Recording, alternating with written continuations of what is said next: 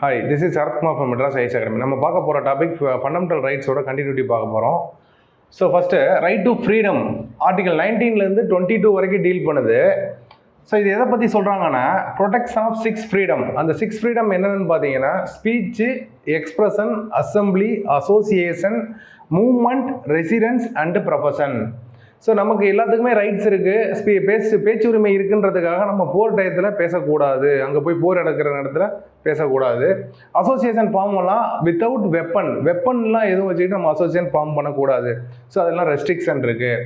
நமக்கு பார்த்தீங்கன்னா நமக்கு பிடிச்ச தொழிலை செய்கிறதுக்கான உரிமைகள் இருக்குது. நம்ம இந்தியா ஃபுல்லாக எங்கே வேணாலும் நம்ம தங்கலாம், அதுக்கான உரிமைகள் இருக்குது. ஸோ இது எந்த ஆர்டிகல் சொல்லுதுன்னா ஆர்டிகல் 19 சொல்லுது. Okay, next article 20 protection in respect of conviction for offences. ஒருத்தர் தவறு செய்தாலும் அவரை வந்து என்ன பண்ணணும்னா ப்ரொடெக்ட் பண்ணணும். ஃபார் எக்ஸாம்பிள் சட்டத்தில் என்ன சொல்லியிருக்கோ அதுபடி தான் அவங்களுக்கு தண்டனை கொடுக்கணும். நோ டபுள் ஜியோபாரடி, 2 முறை ஒரு தவறுக்காக தண்டிக்கப்படக்கூடாது. நெக்ஸ்ட்டு ஆர்டிகல் 21 என்ன சொல்லுதுன்னா protection of life and personal liberty. வாழ்க்கை மற்றும் தனிநபர் சுதந்திரம் சட்டத்தின்படி மட்டுமே மறுக்கப்படும். ஓகேவா? ஸோ நம்ம வாழ்கிறதுக்கான உரிமை, நமக்கு தூங்குறதுக்கு உரிமை இருக்குது, நம்மளோட ஹெல்த்தை வந்து சுகாதாரமாக பார்த்துக்கிறதுக்கான உரிமை இருக்குது, நமக்கு ஏதாவது உடல்நிலை சரியில்லையா கவர்மெண்ட் ஹாஸ்பிட்டலில் அணுகிறதுக்கு நமக்கு உரிமை இருக்குது. ரைட் டு லைஃப், வாழ்வதற்கான உரிமை. Next article 21A right to education. 6 முதல் 14 வயதுக்கு உட்பட்ட குழந்தைக்கு கட்டாயமாக கல்வி கொடுக்கணும். ஸோ இந்த கல்வி பார்த்தீங்கன்னா எதில் சொல்லியிருக்காங்கன்னா 86th கான்ஸ்டியூஷன் அமெண்ட்மெண்ட் ஆக்ட் 2002ல் சொல்லியிருக்காங்க. ஸோ இது வந்து ஸ்டேட்டுக்கான ரைட். ஓகே, நெக்ஸ்ட் ஆர்டிகல் 22 என்ன சொல்லுதுன்னா protection against arrest and detention. கைது செய்யப்பட்ட நபருக்கான உரிமைகள். ஒரு நபரை கைது செய்கிறாங்க அப்படின்னா ஸோ அதில் வந்து 2 கிரவுண்ட்ஸில் வந்து அரெஸ்ட் பண்ணுவாங்க. ஒன்று வந்து பண்ண தவறுக்காக, ரெண்டாவது ஃபியூச்சரில் அவர் எதுவும் தவறு பண்ணிடக்கூடாதுன்றதுக்காக. அதை வந்து புனிட்டிவ் டிடென்ஷன் அண்ட் ப்ரிவென்டிவ் டிடென்ஷன்லாம் அரெஸ்ட் பண்ணுவாங்க. Okay, next rights. Right against exploitation, சுரண்டலுக்கு எதிரான உரிமைகள். Article 23 and 24. Okay, next article 23 என்ன சொல்லுதுன்னா prohibition of human trafficking and forced labour. Human trafficking அப்படின்னா ஒரு மனிதரை வந்து என்ன பண்ணக்கூடாதுன்னா ஒரு பொருளை விற்கிற மாதிரி, சேல்ஸ் பண்ணுற மாதிரி, இப்போ ப்ராடக்டை சேல்ஸ் பண்ணுறோம் அந்த மாதிரி ஒரு மென்னு, விமன்னு, சைல்டை சேல்ஸ் பண்ணக்கூடாது. ஓகேவா? அது வந்து ஹியூமன் டிராஃபிக்கிங்கில் வருது. Forced labour, so beggar, so அதெல்லாம் வந்து ஃபோர்ஸ்டு லேபர் வருவாங்க. நெக்ஸ்ட் வந்து ப்ராஸ்டிடியூஷனும் இதில் வரும். ஓகேவா?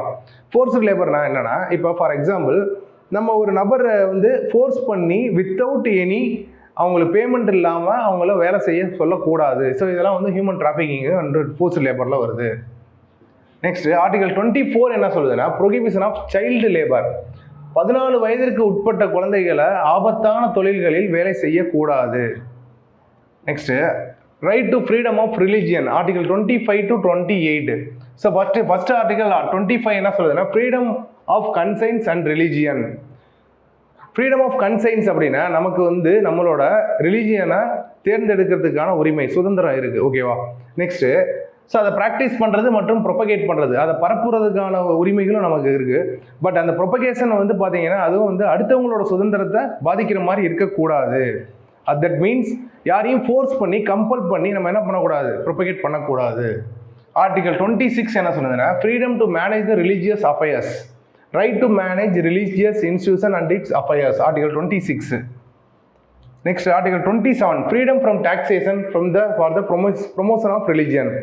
ஸோ நம்ம ரிலிஜியன்ஸை ப்ரொமோட் பண்ணுறதுக்காக எந்த விதமான டேக்ஸும் கவர்மெண்ட் போடாது. Okay, next article 28 freedom from religious instruction and educational institution. மத பயிற்சி கட்டாயம் இல்லை.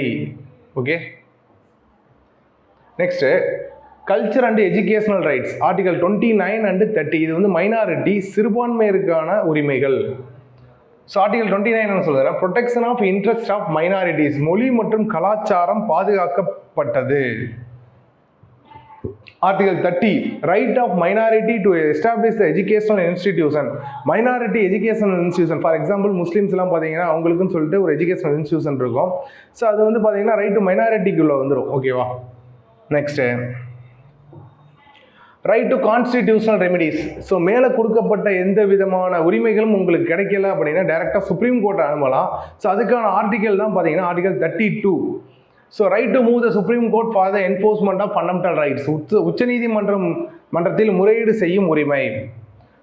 Article 33 power of parliament to modify for armed forces, பாதுகாப்பு படையினருக்கான உரிமைகளை நாடாளுமன்றம் மாற்றலாம். Article 34 restriction of rights during the martial law, போர் நிலை போடப்பட்டால் சில உரிமைகள் நிறுத்தப்படலாம்.